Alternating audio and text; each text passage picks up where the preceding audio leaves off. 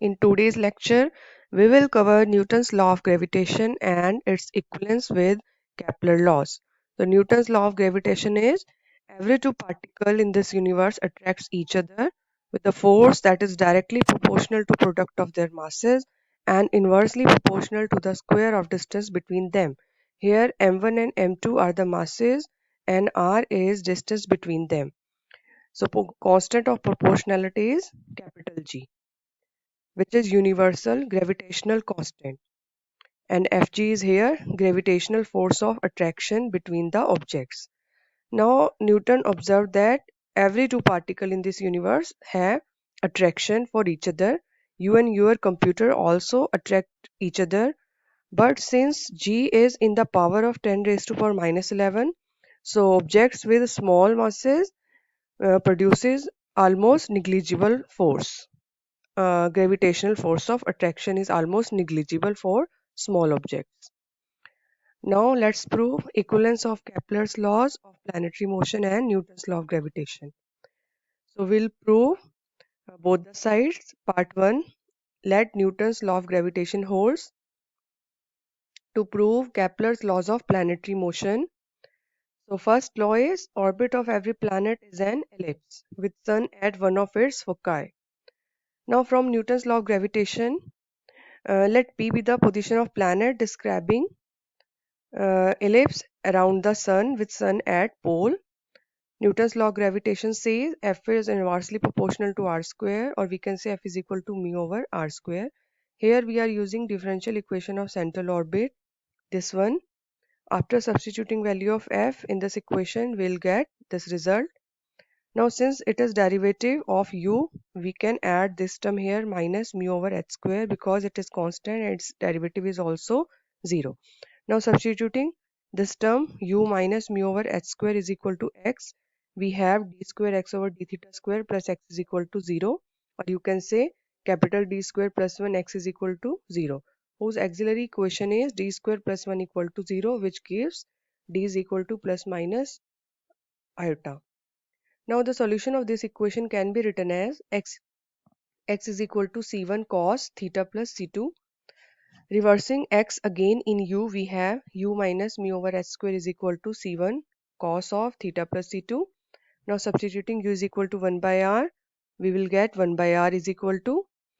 Now multiply both the sides with h square over mu, we have this result.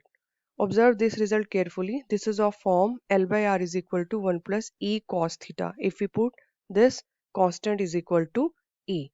Now this is equation of a conic.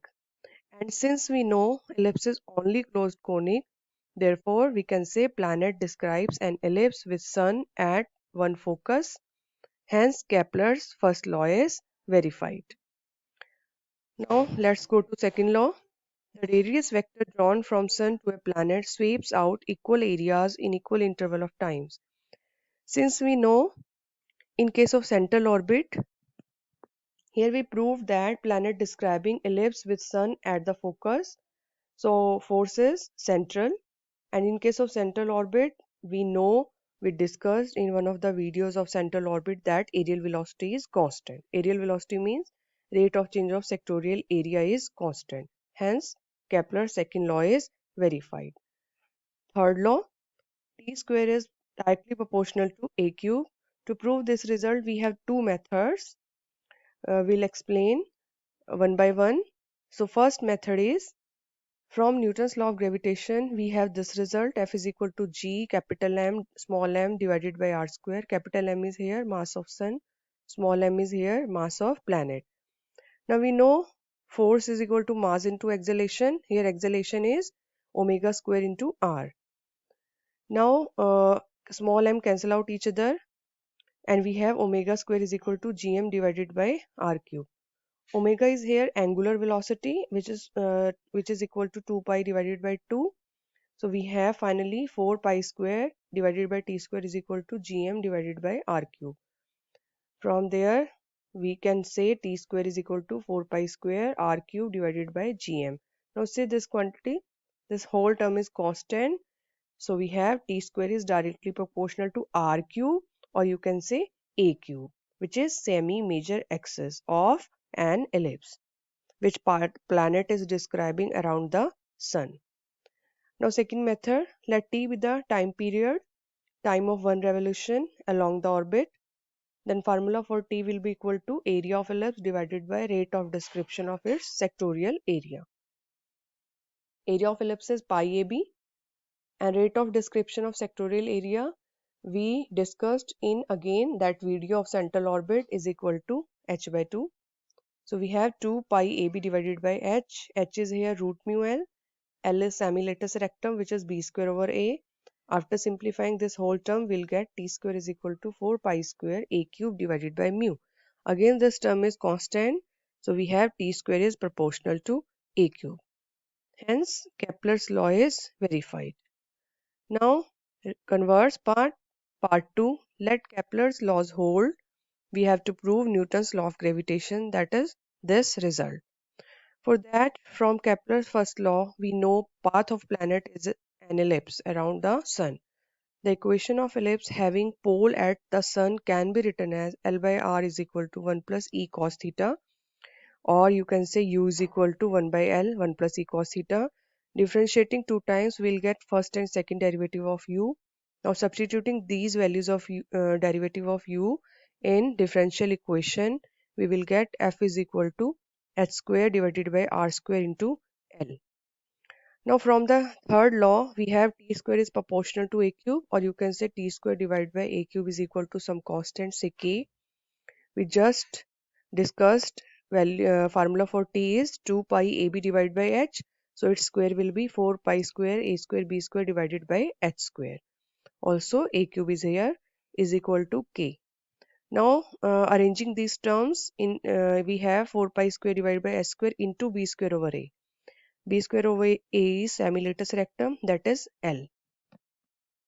Or we have h square divided by L is equal to 4 pi square divided by k. Say is equal to some constant mu. Now substituting this value in equation number 2, we will get F is equal to mu over r square. Remember here mu is 4 pi square over k because we again have to reverse this mu into constant. Now we have F is equal to mu over r square, and multiplying both the sides with small m, we will get this result. Now what is MF? From the starting, we say that F is central acceleration, not force. So to make it central force, we multiply this F with M. So MF is central force with which planet is revolving around the sun. Or we can say it is gravitational force of attraction for the planet, for the sun, Fg. So it is Fg is equal to m over r square, and value of mu is 4 pi square divided by k. So this is Fg, gravitational force of attraction between sun and planet. Now see this figure, planet is revolving around the sun with this gravitational force of attraction, and from here gravitational force of attraction Fg is directly proportional to m. Now since this is force of attraction between sun and planet, this should also be proportional to mass of sun, that is capital M. So Newton observed that this constant term must be proportional to mass of the sun, or 4 pi square over k is equal to gm, where this g is constant of proportionality and this g is universal gravitational constant. Newton observed this g. So substituting this value of 4 pi square over k in this equation, we have Fg is equal to g capital M small m divided by r square, which is Newton's law of gravitation. Hence we proved equivalence between Newton's law of gravitation and Kepler's three laws. Thank you.